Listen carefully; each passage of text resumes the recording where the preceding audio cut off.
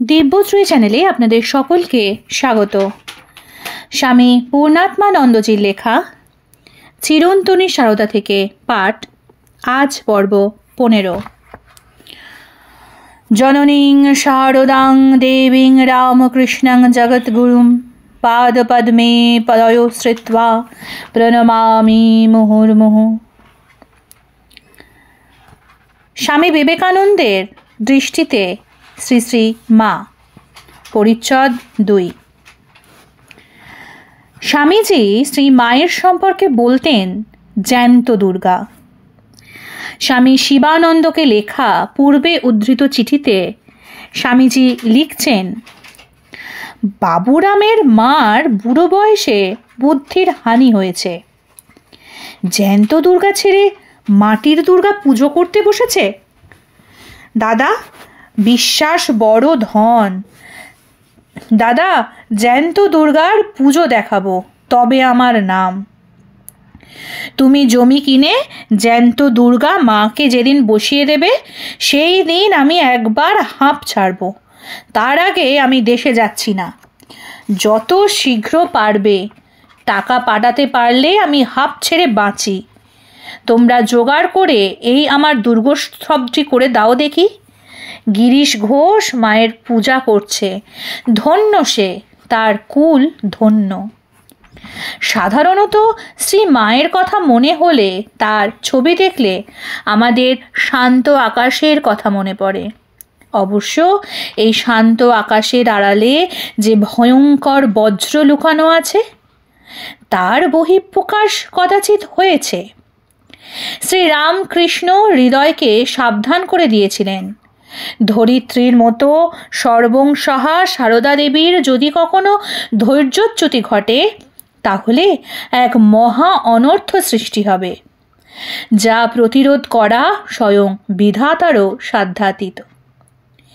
শ্রী মায়ের সেই স্বরূপ স্মরণ করেই যে স্বামীজি মায়ের সম্পর্কে বলেছেন জ্যান্ত দুর্গা, তা অনুমান করতে পারি। জনৈক ভক্তের স্মৃতিকথা এই প্রসঙ্গে স্মরণ করা যেতে পারে। ভক্তটি বলেছেন, স্বামীজি যখন আমেরিকা হইতে দেশে আসিলেন, পড়াশোনা ছাড়িয়া 3 বৎসর তাহার পিছনে ঘুরিলাম এবং দীক্ষা, সন্ন্যাস ইত্যাদি যাহা কিছু ধর্মজীবনের পক্ষে প্রয়োজন দিবার জন্য জেদ করিতে লাগিলাম। অবশেষে স্বামীজি সম্মত হইলেন। 3-4 জনকে দীক্ষা দিবার উদ্দেশ্যে মঠের ঠাকুর ঘরে যাইয়া ধ্যানস্থ হইলেন। একে একে অন্য সকলের দীক্ষা হইয়া গেল। শেষে আমাকে ডাকিয়া কহিলেন, ঠাকুর বললেন আমি তোর গুরু নই। ঠাকুর দেখিয়ে দিলেন, যিনি তোকে দীক্ষা দেবেন তিনি আমার চেয়েও বড়। তোর হতাশ হবার কারণ নেই, সময় সব হবে। একথা শুনিয়া মর্মাহত হইলাম। ভাবিলাম, স্বামীজি হইতে আবার বড় কে? অনুপযুক্ত বলিয়া অনুগ্রহ না করিয়া ফাঁকি দিয়া বিদায় করিলেন। ইহার কিছুকাল পরে রাত্রে স্বপ্ন দেখি, আমি ঠাকুরের কোলে বসিয়া আছি। এক উজ্জ্বল দেবী মূর্তি সম্মুখে আসিয়া বলিলেন, একটি মন্ত্র নাও। আমি বলিলাম, এখন ঠাকুরের কোলে বসে আছি, মন্ত্রতন্ত্রের কোনো দিনই ধার ধারি না। তথাপি তিনি মন্ত্র নিতে জেদ করায় জিজ্ঞাসা করিলাম, তুমি কে? আমি সরস্বতী বলিয়াই মন্ত্র উচ্চারণ করিলেন। জিজ্ঞাসা করিলাম, এতে কি হবে? উত্তর দিলেন, কবি হতে পারবি। কবির দলের ওপর আমার কোনোদিনই ভালো ধারণা ছিল না। সেই কবির দলের সর্দার হইতে হইবে মনে করিয়া অবজ্ঞা ভরে বলিলাম, আমি কবি হতে চাই না। দেবী মূর্তি বলিলেন, কবি মানে জানিস? কবি মানে জ্ঞানী। এই কথা বলিয়া জপ করিবার প্রণালী পর্যন্ত দেখাইয়া দিয়া অন্তত 108 বার জপ করিতে আদেশ করিলেন। অল্পদিন পরে মঠে স্বামীজিকে দর্শন করিতে যাই। তিনি স্বপ্ন বৃত্তান্ত শুনিয়া কহিলেন, ঠাকুর বলতেন দেবস্বপ্ন সত্য, একে স্বপ্ন সিদ্ধি বলে। এইটি জপ করলেই তোর সব হয়ে যাবে, আর কিছু করতে হবে না। আমি বলিলাম, আমি স্বপ্ন কোনো দিনই বিশ্বাস করি না, সে অমূলক চিন্তা মাত্র। যদি কোনো মন্ত্রের প্রয়োজন হয় আপনি দিন। এসব বুঝি বোধোদয় বইয়ে ঈশ্বর নিরাকার চৈতন্য স্বরূপ পড়ে তোর ধারণা হয়েছে? তা নয়, ধারণা করে রাখ, বাস্তবিক এটি সত্য। ওই মন্ত্র জপ করতে থাক, পরে সশরীরে সেই মন্ত্রদাত্রী মূর্তি দেখতে পাবি। তিনি বগলার অবতার, সরস্বতী মূর্তিতে বর্তমানে আবির্ভূতা। আপনার কথা আমি বুঝতে পারছি না। সময় বুঝতে পারবি, যখন দেখতে পাবি। দেখবি ওপরে মহা শান্ত ভাব, কিন্তু ভিতরে সংহার মূর্তি। সরস্বতী অতি শান্ত কি না? পরবর্তীকালে ভক্তটি শ্রী মায়ের কাছে মন্ত্র গ্রহণ করেছিলেন। দীক্ষার সময় তিনি দেখেন স্বপ্নদৃষ্ট দেবী মূর্তি ও মায়ের মূর্তি অভিন্ন। শ্রী রামকৃষ্ণের অন্যান্য সন্তানেরা সম্ভবত শ্রী মায়ের ঐশী স্বরূপ সম্পর্কে প্রথমে সম্পূর্ণ অবহিত ছিলেন না। তাই স্বামীজি স্বামী শিবানন্দকে লিখেছিলেন, মা ঠাকুরন কি বস্তু বুঝতে পারোনি, এখন কেউই পারো না, ক্রমে পারবে।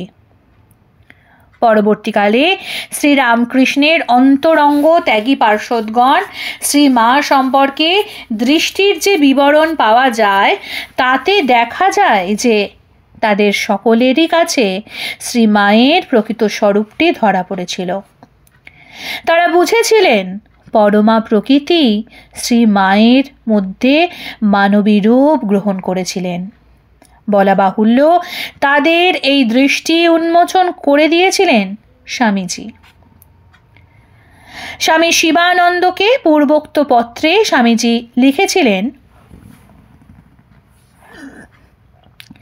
রামকৃষ্ণ পরমহংস ঈশ্বর ছিলেন কি মানুষ ছিলেন যা হয় বলো দাদা, কিন্তু যার মায়ের ওপর ভক্তি নাই তাকে ধিক্কার দিও। নিরঞ্জন লাঠিবাজি করে, কিন্তু তার মায়ের ওপর বড় ভক্তি, তার লাঠি হজম হয়ে যায়। শ্রী রামকৃষ্ণকে তিনি ভগবানের বাবা বলে অভিহিত করতেন, যার সম্বন্ধে তিনি বলেছিলেন, ভগবান শ্রীকৃষ্ণ জন্মেছিলেন কিনা জানি না, বুদ্ধ চৈতন্য প্রভৃতি একঘেয়ে, Ramakrishna Paramahamsa the latest and the most perfect. জ্ঞান, প্রেম, বৈরাগ্য, লোকহিত চিকিৎসা, উদারতার জমাট, কারুর সঙ্গে কি তার তুলনা হয়? সেই শ্রী রামকৃষ্ণের ওপরে তিনি শ্রী মাকে স্থান দিতেন। সেই তথ্যটি স্বামী শিবানন্দকে লেখা তার পূর্বধৃত উক্তিটিতে সুপরিস্ফুট। শ্রী মায়ের সম্পর্কে তার বিশেষ পক্ষপাতিত্বকে স্বামীজি গোপন করতেন না, বরং বলা যেতে পারে তা উচ্চ কণ্ঠে ঘোষণা করতে পারলেই যেন তিনি পরম উল্লসিত হতেন, গভীর তৃপ্তি পেতেন। তাই স্পষ্টতরভাবে স্বামী শিবানন্দকে লিখেছিলেন, দাদা রাগ করো না, তোমরা এখনো কেউ মাকে বোঝোনি। মায়ের কৃপা আমার উপর বাপের কৃপার চেয়ে লক্ষ গুণ বড়। ওই মায়ের দিকে আমিও একটু গোঁড়া। মার হুকুম হলেই বীরভদ্র ভূত প্রেত সব করতে পারে। দাদা, এই দারুণ শীতে গায়ে গায়ে লেকচার করে লড়াই করে টাকার জোগাড় করছি, মায়ের মঠ হবে। দাদা, মায়ের কথা মনে পড়লে সময় সময় বলি, কো রামো দাদা, ওই যে বলছি ওইখানটায় আমার গোঁড়ামি। শ্রী মায়ের সম্পর্কে স্বামীজির এই গোঁড়ামির কারণ কি? শুধু আমেরিকা যাওয়ার প্রাক্কালে শ্রী মায়ের আশীর্বাদ লাভ এবং আমেরিকায় স্বামীজির অসাধারণ সাফল্যের পিছনে শ্রী মায়ের আশীর্বাদের প্রভাব উপলব্ধি স্বামীজির ওই মনোভাবের সৃষ্টি করেনি? তাদের সকলের জীবনে তথা রামকৃষ্ণ সংঘের জীবনে এক বিরাট সংকট মুহূর্তে স্বামীজি এবং তার গুরুভ্রাতারা শ্রী মায়ের কাছে যে প্রাণপ্রদ অনুপ্রেরণা, উৎসাহ এবং সহানুভূতি লাভ করেছিলেন তা স্বামীজির হৃদয়ে সবচেয়ে কোমল স্থানটিকে স্পর্শ করেছিল। সেই মর্মস্পর্শী কাহিনীর উল্লেখ করে স্বামীজি 1900 খ্রিস্টাব্দে ক্যালিফোর্নিয়ার প্যাসাডেনা শেক্সপিয়ার ক্লাবে আমার জীবন ও ব্রত বক্তৃতায় বলেছিলেন, একদিন আমার গুরুদেবের দেহান্তের দুঃখময় দিন এসে উপস্থিত হলো। আমাদের বন্ধু বান্ধব বিশেষ কেউ ছিল না। কয়েকটি অদ্ভুত ধারণা পোষণকারী অর্বাচীন তরুণের কথা কেই বা শুনবে? অন্তত ভারতবর্ষের তরুণদের কেউই গ্রাহ্যের মধ্যেই আনে না। মাত্র 12 জন বালক লোকের কাছে বড় বড় আদর্শের কথা বলছে যে তারা সেই আদর্শ জীবনে পরিণত করতে দৃঢ় সংকল্প। সে কথা শুনে সকলেই উপহাস করত। উপহাস ক্রমশ গুরুতর আকার ধারণ করল। আমাদের ওপর রীতিমতো অত্যাচার শুরু হলো। তারপর উপস্থিত হলো আমাদের সকলের জীবনের এক চরম দুঃসময়। কিন্তু ব্যক্তিগতভাবে আমার জীবনে যেন তা নিদারুণ দুর্ভাগ্যের রূপ নিল। একদিকে আমার মা ভাইয়েরা, আমাদের পিতার সদ্য প্রয়াণের ফলে আমাদের পরিবারকে তখন চরম দারিদ্র্য এসে গ্রাস করেছে। প্রায় প্রতিদিনই আমাদের অনাহারে থাকতে হতো। পরিবারে একমাত্র আমিই ছিলাম আশা ভরসা, একমাত্র উপার্জনক্ষম ব্যক্তি। আমার দুপাশে তখন দুটি জগৎ। একদিকে আমাকে দেখতে হচ্ছিল যে আমার মা এবং ভাইয়েরা অনাহারে মরণাপন্ন, আর অপরদিকে আমি বিশ্বাস করতাম যে আমার গুরুদেবের আদর্শ ভারত এবং সমগ্র জগতের পক্ষে কল্যাণকর এবং তার প্রচার এবং বাস্তব রূপায়ণ করতেই হবে। সুতরাং আমার মনের মধ্যে দিনের পর দিন, মাসের পর মাস এই সংগ্রাম চলতে লাগলো। সে কি হৃদয় যন্ত্রণা! সেই যন্ত্রণার তীব্রতা ছিল অসহনীয়। সেদিন আমাকে সহানুভূতি দেখানোর কেউ ছিল না, শুধু একজন ছাড়া। কেবল এই একজনের সহানুভূতি আশীর্বাদ ও আশা বহন করে আনলো। তিনি একজন নারী, আমার গুরুদেবের সহধর্মিণী। কিন্তু তিনি ছিলেন নিঃসহায়। আমার চেয়েও তিনি ছিলেন দরিদ্র। বাস্তবিক শ্রী মায়ের সহানুভূতি এবং আশীর্বাদ যদি সে সময় না আসতো, তাহলে কয়েকটি নির্বান্ধব নিঃসহায় তরুণের পক্ষে রামকৃষ্ণ সংঘের সূত্রপাত করা কখনোই সম্ভব ছিল না। অর্থ তার ছিল না ঠিকই, কিন্তু তার হৃদয় উজাড় করা ভালোবাসা এবং প্রেরণার এমনই শক্তি ছিল, তার সহানুভূতি ছিল এমনই প্রাণপ্রদ যে পৃথিবীর ভ্রুকুটিকে উপেক্ষা করে কয়েকটি অল্প বয়স্ক তরুণ এক মহা সংগ্রামে ঝাঁপ দিয়েছিল, যার ফলে অল্প দিনের মধ্যেই জন্মলাভ করেছিল এক অভিনব আন্দোলন। সমগ্র পৃথিবীর ভবিষ্যৎ স্থায়িত্বের জন্য একটি বিরাট ভূমিকা গ্রহণ করতে যা ছিল দৈব নির্দিষ্ট, যার নায়ক ছিলেন স্বামী বিবেকানন্দ। শ্রী মায়ের সঙ্গে স্বামীজির পূর্ব উল্লেখিত সাক্ষাতের সময় গোলাপ মা অনুচ্চ স্বরে উচ্চারিত শ্রী মায়ের নিম্নোক্ত কথাগুলি স্বামীজিকে শুনিয়ে বলেছিলেন, ঠাকুরই এই বিরাট জিনিসগুলি তোমাকে দিয়ে করিয়েছেন, তুমি তার নির্বাচিত শিষ্য এবং সন্তান।